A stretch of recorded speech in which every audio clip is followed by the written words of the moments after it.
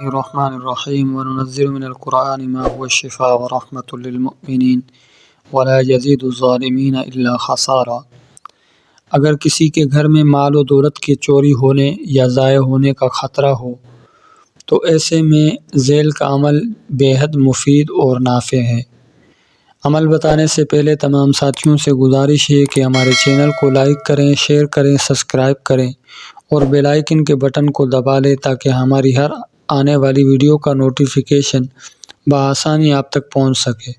جس گھر سے مال پیسہ چوری ہونے کا خطرہ ہو یا ضائع ہونے کا خطرہ ہو تو اس کے لیے آپ 12 کنکریاں پاک صاف لے لیں اور ہر کنکری پر 12 مرتبہ سورۃ الاخلاص یعنی قل هو اللہ احد پڑھ کر اس مال میں رکھ دیں۔